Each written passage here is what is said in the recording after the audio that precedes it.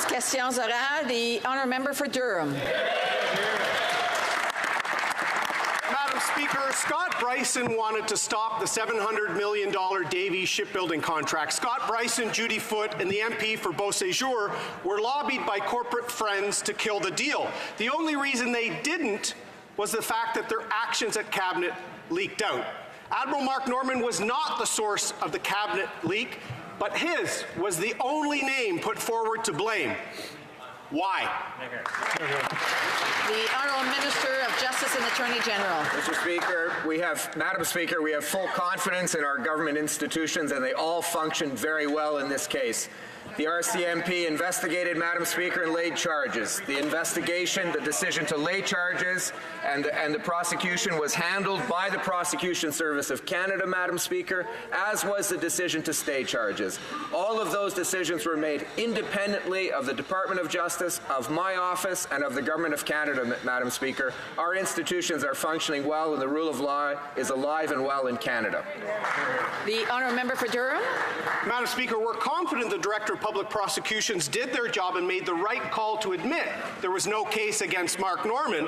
But Mark Norman's name was first given to the RCMP by the Prime Minister. Mark Norman was not at the Cabinet meeting. Mark Norman was not the source of the Cabinet leak. In fact, he was just one of 73 names of people that knew about Scott Bryson's attempt to kill the Davie deal. Why did the Prime Minister single out Admiral Mark Norman to blame for the leak from his Cabinet meeting?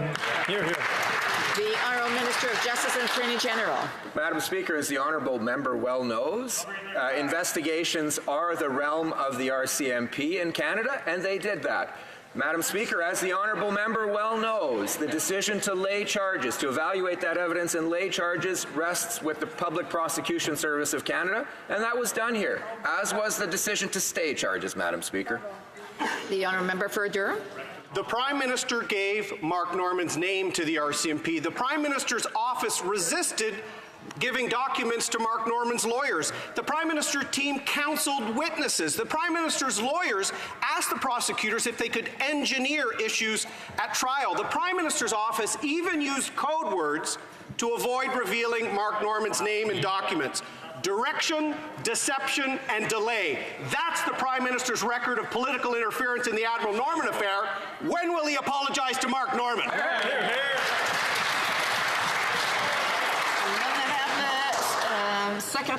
The Honourable Parliamentary Secretary to the Minister of Veterans Affairs.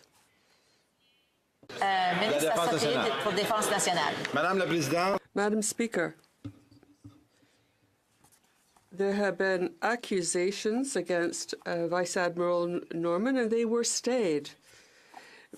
The PPSC also said these decisions were taken independently.